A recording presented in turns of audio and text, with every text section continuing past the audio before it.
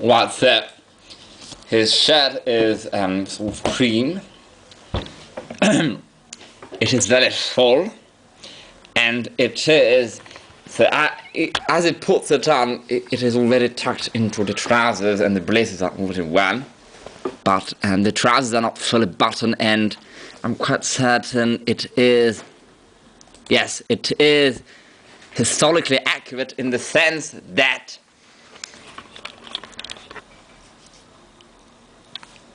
it is a pullover shirt, like I will just show.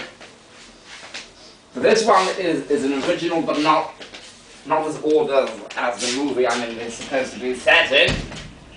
That one is 1881. Indeed, an original from 1881. So not 62, a little bit too modern, but still 1881. The patent date for it was a factory-made shirt is there, May 24, 1881, and one can see, just as an example, that back then they were already shorter, because it is not from the 60s, but what I want to share is that, so this was restarched in London and ironed by myself, but unfortunately it was so fragile because it had been worn so much in the past, hardly by me, but in the past, that restarching it and ironing completely destroyed it, but just to share that indeed it is still rather full. This is a French shirt. It is American, but French in the sense the pattern.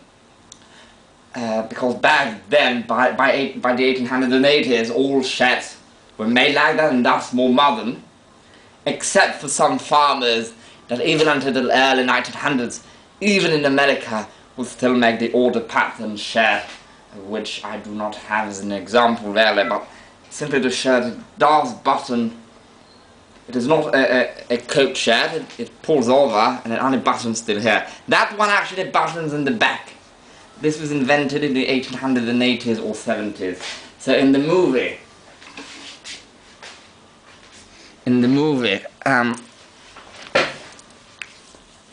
he has a shirt which is very full, and actually I will show a shirt like that. I have it here.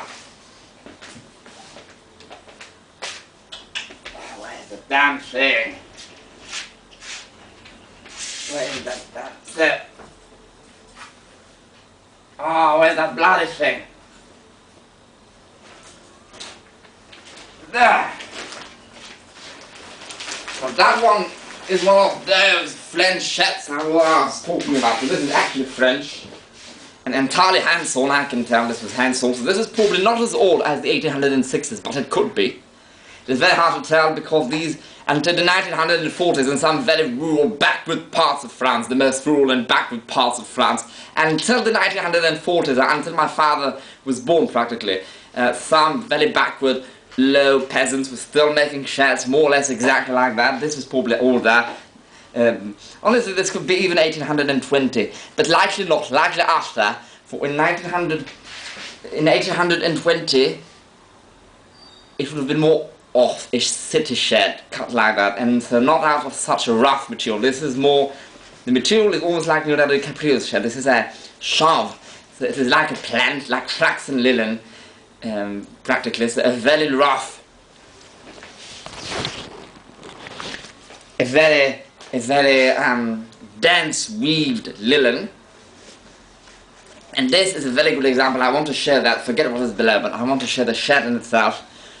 For this is like the shirts Bill the Butcher, the grey shirt Leonardo DiCaprio has, that I already analysed, and that what Tweed have, in the sense that, forget the material, their shirts are supposed to be that. This is the real thing, genuinely hand-sewn. I do not know if their things were genuinely hand-sewn. But so one can see it is very long, because again they would use that as an underwear. So this is the sort of shirt I was talking about, the smoke shirt. They sell a lot of theirs on eBay, originals. Usually they come from France, because in France, having a peasant class, unlike in Great Britain, they only have farmers, the peasants liking this tradition, they stuck to it, and so until at least in most farms and all, they would still do theirs until the 1910s, even 20s, and in the most backwards like the equivalent of the village of Barton, like a barely known place, but the equivalent in France. Imagine such a place. They would still make shirts like that by hand, entirely hand sewn. Perhaps my guess is until the 1940s. Actually, usually the 1940s one look a teeny bit modern, so this is probably more. It could be anywhere from 1850 to 1920, to be honest. It's very hard to tell because it would be a traditional garment, a folklore garment, but there in the movie they wear it as fashion garments, because obviously Boss Tweed is not a peasant or a farmer. He's a upper middle class or even upper class politician living in an actual city in New York.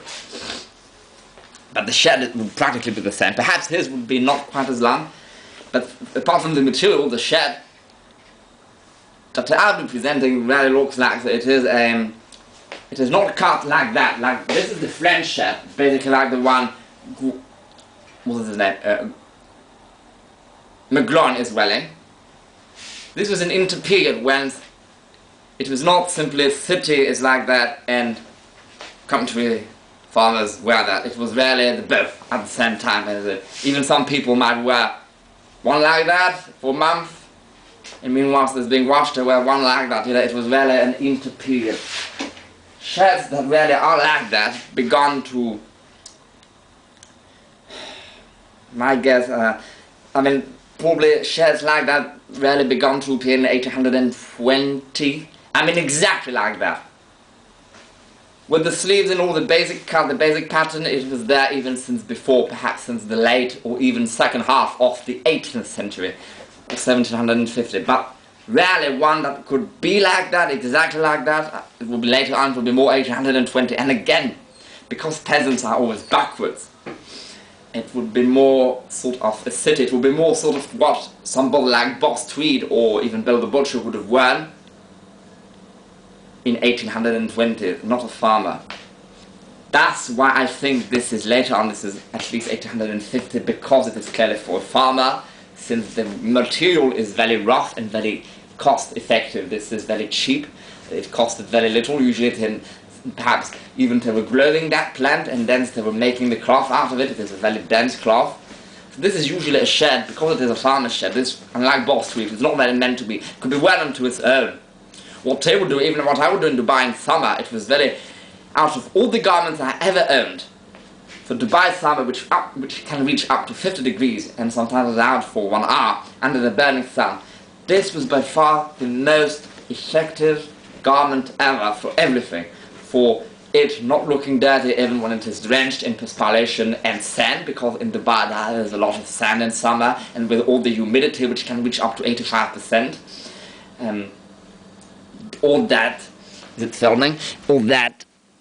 perspiration and humidity in the air makes one steps outside and is already drenched, and when the sand in the air, it creates grease and salt, but it will not really show. Even on a light color like that, this is not actually white. And in fact, the Bedouins here, the local Bedouins, today they wear these dashes that are made out of thin sort of materials like that shirt. But on the old photographs and historically, until very recently, until the 1970s and 80s, they were wearing this dasher, so not a shirt, this dashes, but made out of more or less the exact same material, because that is, it is very brief, it is a briefable garment. In summer, I would wear them without anything below. I would simply wear the shirt, it would act as an underwear. I would pull the front tail back and the back tail forward. I would first pull the shirt on, put sock suspenders, the trousers, pull that shirt back. This is unbuttoned, front tail forward. It creates a brief, and before it falls down, I quickly pull the trousers out, which holds it in a brief position. And I have nothing below, it's just my naked torso, and I button it. And what does it do? Because it has a dense material and yet it is cut very large, it is briefable, and yet it protects my white skin. Bedouins have white skin or fair skin usually, and it is very sunny, so it does not get burnt. Even when it's walking for an hour below the sun, I actually tested it. It does not burn. It would take a whole day to eventually get sunburned wearing something like that. It is very protective. Obviously where the shirt covers, but it covers a